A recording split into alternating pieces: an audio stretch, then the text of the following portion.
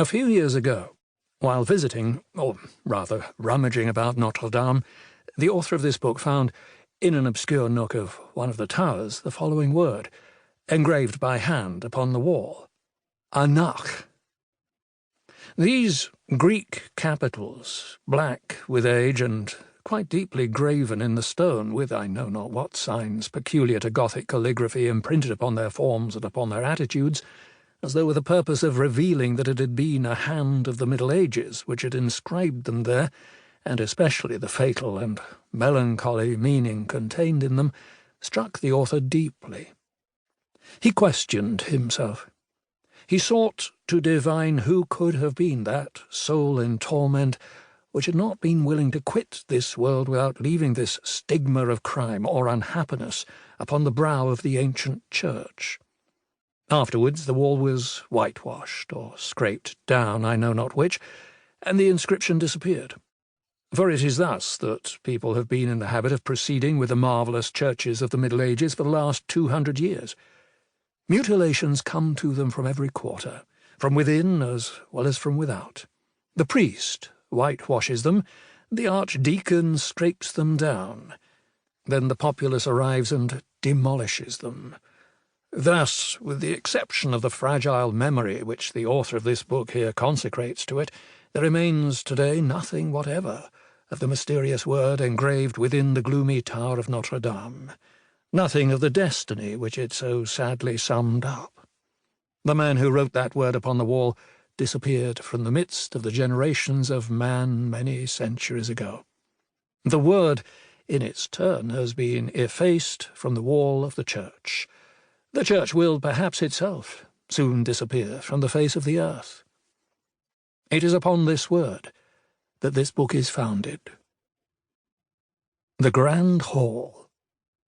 348 years, 6 months, and 19 days ago today, the Parisians awoke to the sound of all the bells in the triple circuit of the city, the university, and the town, ringing a full peal.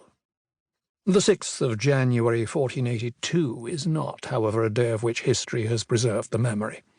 There was nothing notable in the event, which thus set the belles and the bourgeois of Paris in a ferment from early morning. It was neither an assault by the Picards nor the Burgundians, nor a hunt led along in procession, nor a revolt of scholars in the town of Las, nor an entry of our much dread lord Monsieur the King, nor even a pretty hanging of male and female thieves by the courts of Paris. Neither was it the arrival, so frequent in the 15th century, of some plumed and bedizened embassy. It was barely 2 days since the last cavalcade of that nature, that of the Flemish ambassadors charged with concluding the marriage between the Dauphin and Marguerite of Flanders, had made its entry into Paris, to the great annoyance of Monsieur le Cardinal de Bourbon, who, for the sake of pleasing the king, had been obliged to assume an amiable mien towards this whole rustic rabble of Flemish burgomasters, and to regale them at his Hôtel de Bourbon with a very pretty morality, allegorical satire, and farce, while a driving rain drenched the magnificent tapestries at his door. What put the whole population of Paris in commotion, as Jean de Troyes expresses it on the 6th of January, was the double solemnity, united from time immemorial, of the Epiphany and the Feast of Fools. On that day there was to be a bonfire on the Place de Grève, a maypole at the Chapelle de Braque, and a mystery at the Palais de Justice. It had been cried, to the sound of the trumpet, the preceding evening at all the crossroads by the provost's men, clad in handsome, short, sleeveless coats of violet camelot, with large white crosses upon their breasts.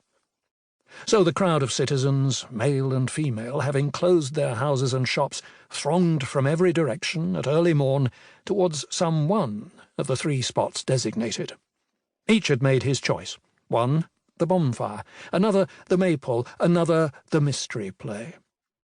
Thousands of good, calm, bourgeois faces thronged the windows, the doors, the dormer windows, the roofs, gazing at the palace, gazing at the populace, and asking nothing more.